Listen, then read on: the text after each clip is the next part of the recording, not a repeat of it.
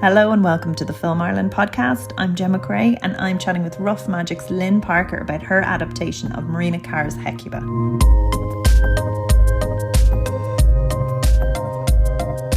So thank you so much for chatting with us today.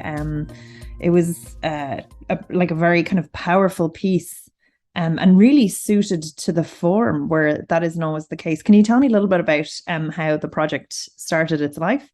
Sure, and thanks for having me.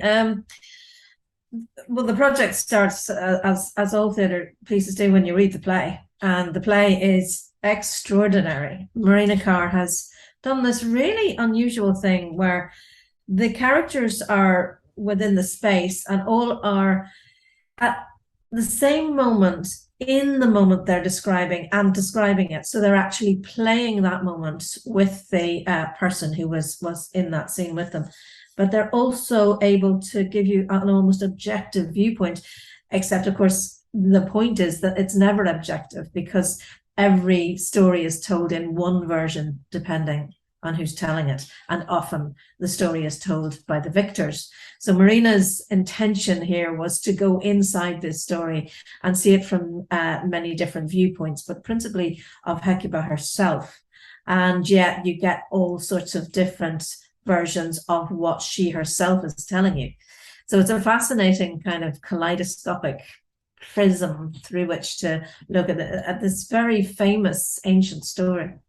Yeah, and it's she does give humanity even to all the characters in it, like some of the most unlikable, the turncoats, the opposing villain. She brings this and I wouldn't say like necessarily a warmth, but an authentic perspective where you do see the opposing sides, which is, given the horror of acts that happen in it, very powerful.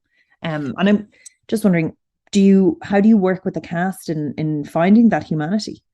Well, Marina gives you this extraordinarily compassionate view of the people involved. What she is interested in is the damage that is done to the human psyche in war situations, and that what we try to do is to imagine ourselves in that situation, to imagine what it is like to be in that position of being the captive who has lost any agency, any control of their own future. Now, when we were making the stage piece, what was in our heads was Syria, because that was what was happening, and Syria is still happening, but it's been topped by what's happening in Ukraine, which is so much closer to us and no less cataclysmic. And so it was kind of in our interest to suggest to the audience that these unimaginable situations are creeping closer and closer to us.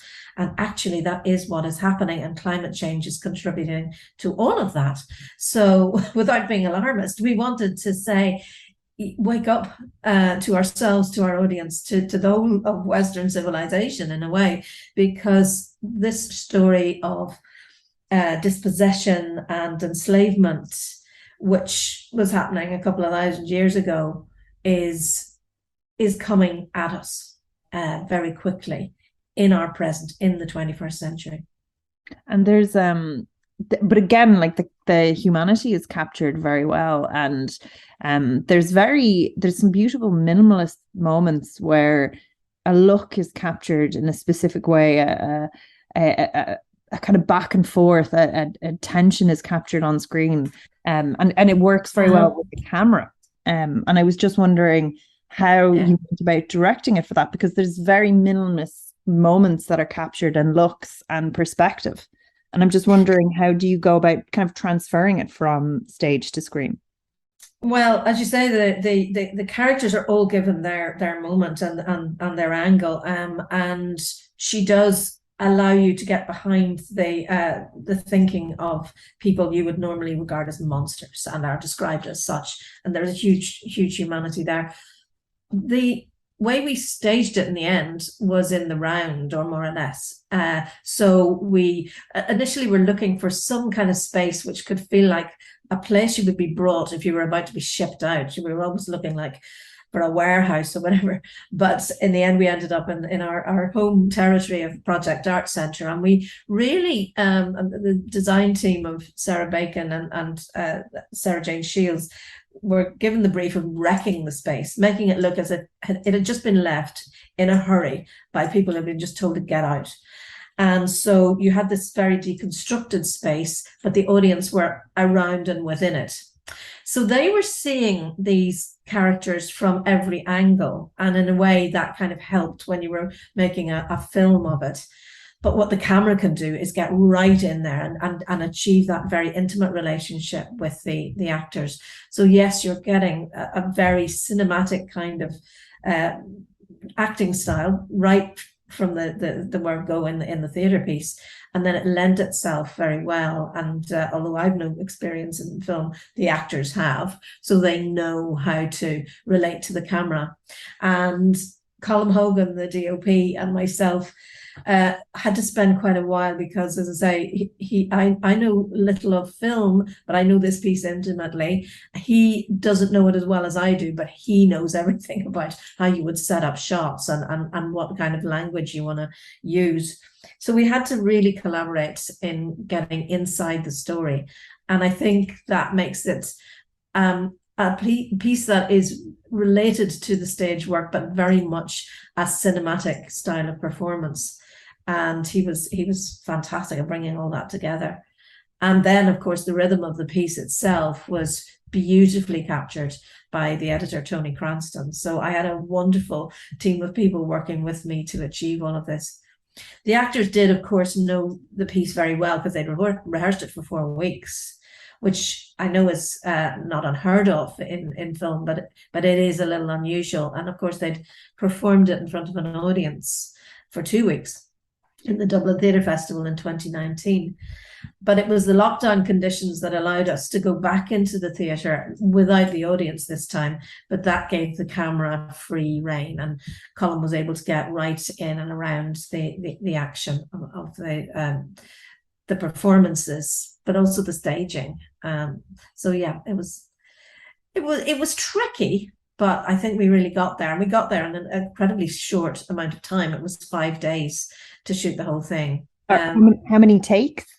God, there seemed to be, I can't actually remember, very, very many.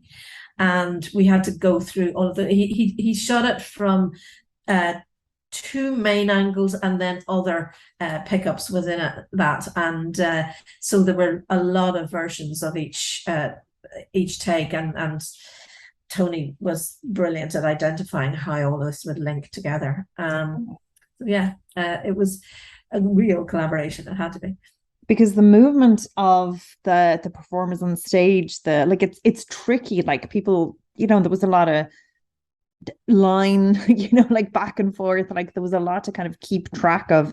There was so many different characters. But again, visually there was so much movement to it, which is something that's unusual in watching a play being filmed. Like, normally when you watch a filming of a play, you don't normally capture that as well, which it was sort of a joy to watch. And even how they integrated themselves into the space very much felt justified in the shoot. So it splices together very well, and it makes for a very engaging watch on screen. Well, I'm delighted you think that.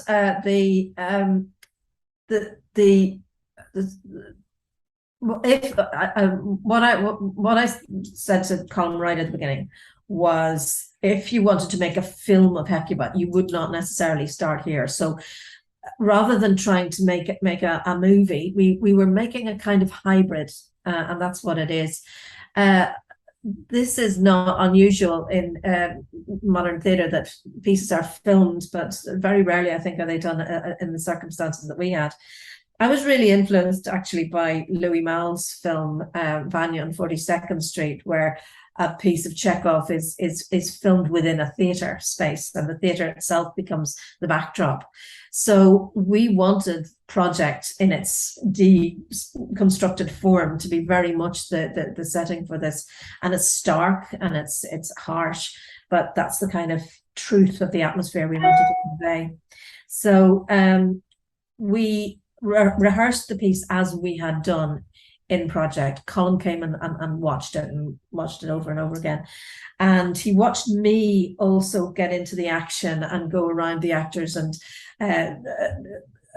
interact with them in rehearsal. And he said at one point, I'd love to stick a camera on your head so that I could see what you're seeing. And in fact, that's in the end what he did. He took a handheld camera into the middle of the action and caught a very frenetic scene in a way that actually conveyed some of the scrappy energy of the piece.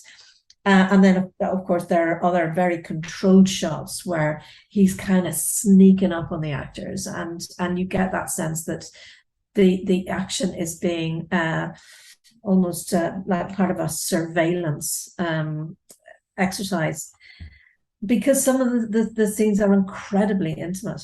Yeah. So, but what you're not ever doing is trying to enact the story. And that was very much true of the play, that because it's so fluid and because you were in and out of moments so often, if you tried to portray that through acting it, one, you're talking of an indescribable situation in some ways, where acting would be impertinent. It would be actually pointless, because what the language is doing and what the speech is doing is suggesting to the audience through narrative. And that's what makes it quite different to a film, because in film the dialogue is frequently quite spare, whereas this is text heavy, and we had to be able to allow the actors to speak it and to convey the story by that medium.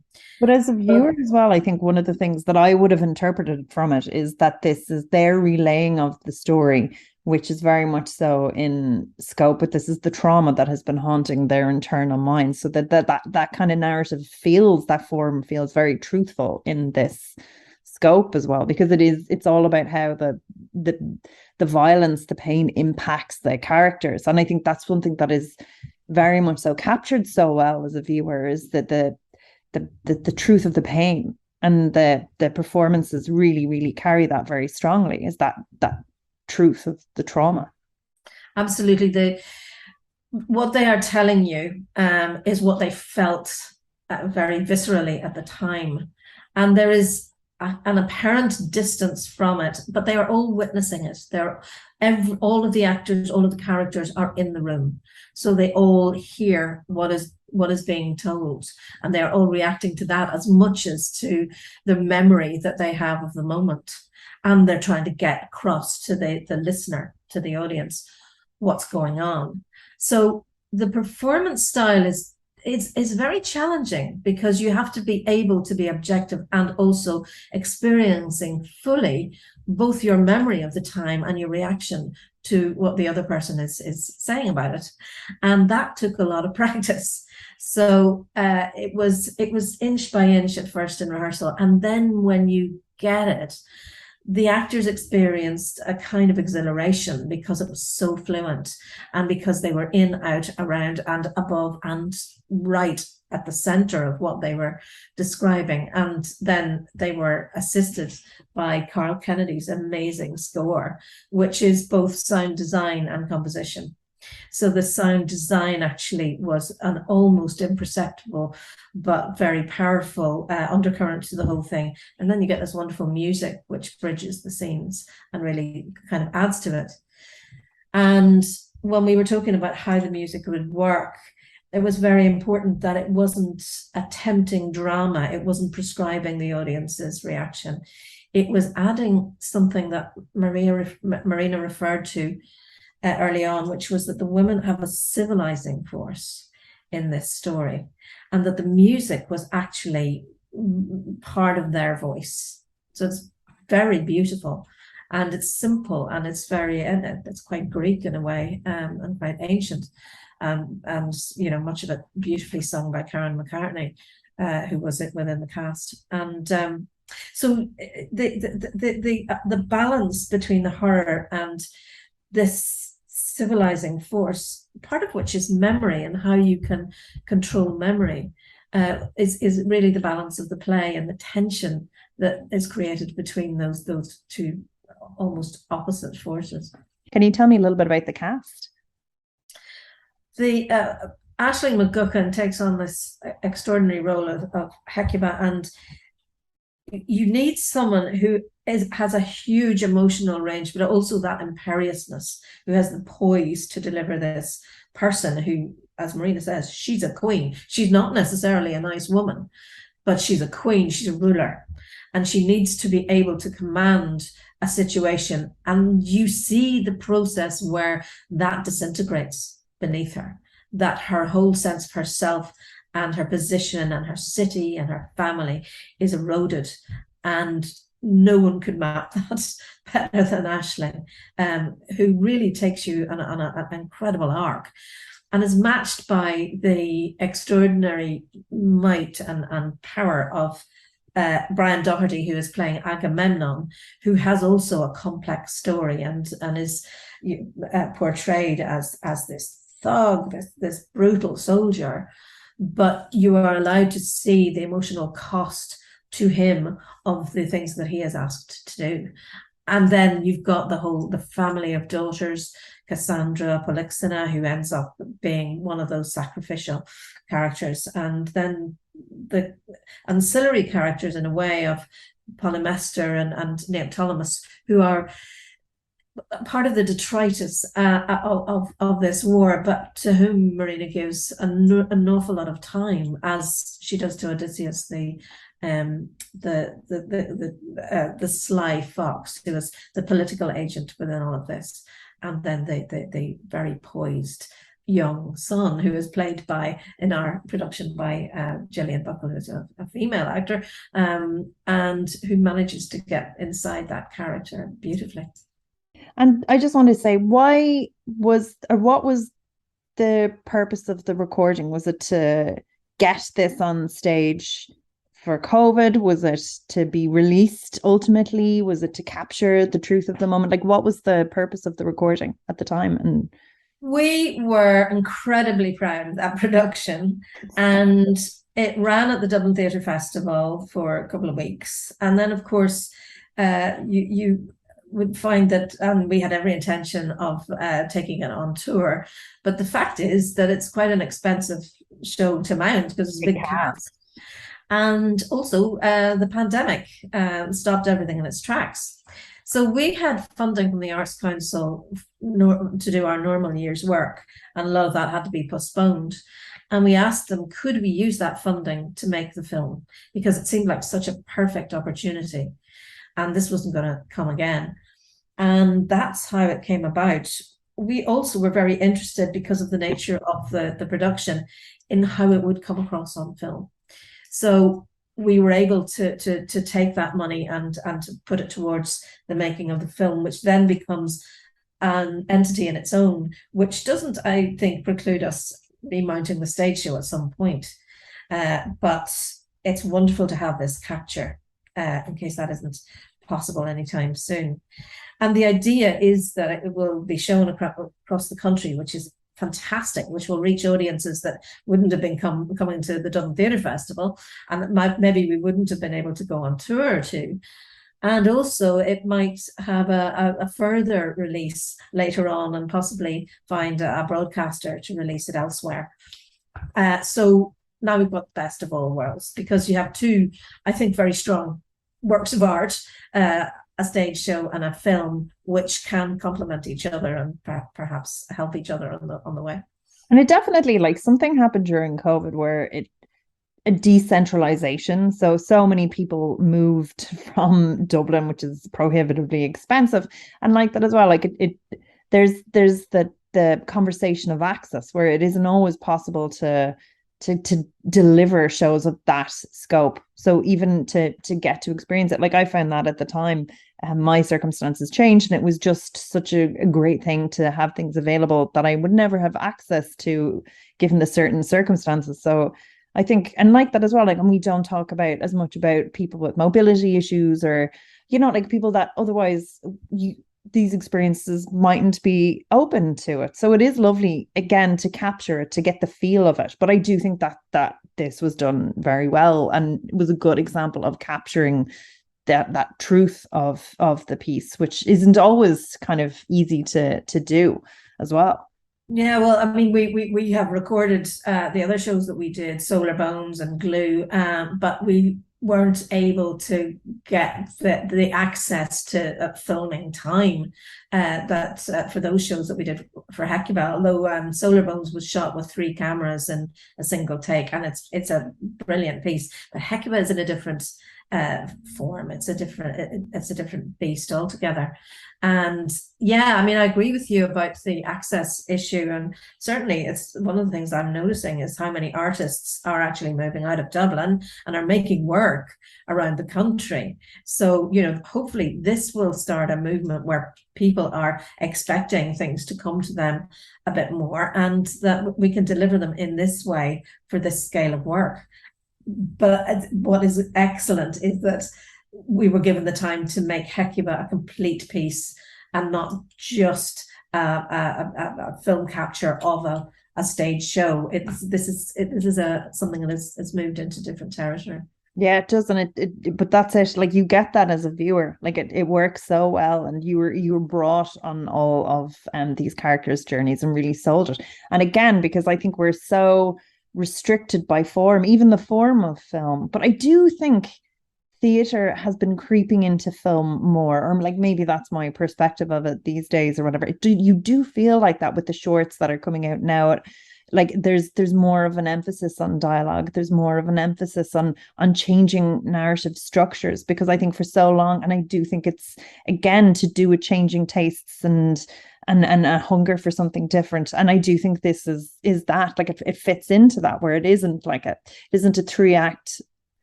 It isn't a 3-act hero's journey play of one character achieving their goals. It's this complex, nuanced, interwoven narrative about the impact of events over a long period of time for a lot of people, which is very interesting to watch, and how it's done so well. Well, the emphasis in our productions is always on ensemble, and you could not get a more fantastic group of actors. This is a bunch of absolute stunners.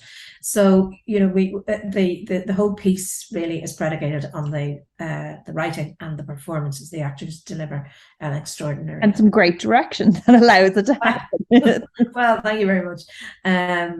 But yeah, actually, yes, there's a great deal of cross-pollination now between film and theatre. I would say that theatre is welcoming film and projection much more into its practice. But I've always been really keen on staging things in the round, which lends itself to that cinematic playing, because you're not delivering to a proscenium and an audience that's over there. The audience is all around you. So you aren't forced into a kind of unnatural positioning of actors on stage. The actors can move very, very naturally and speak to each other and speak to the audience through the other actors. So that's something I think that 20th and 21st century theatre actually gives you, you know. But that wouldn't work at all if you didn't have actors who were able to use the techniques of theatre to deliver that kind of very polished, precision-engineered language that Marina Carr delivers. So it kind of works in I hope a kind of cross-pollinating way, where you feel that you're watching a film, but you're not watching naturalism. Yeah, it definitely does. So it's brilliant to watch. It's in cinemas. It'll be on tonight, so get yourself a ticket right now, or it will be released hopefully for further distribution as well. So we'll keep an eye out, and we'll be sharing links in the description. So thank you so much for chatting with us. Thank you.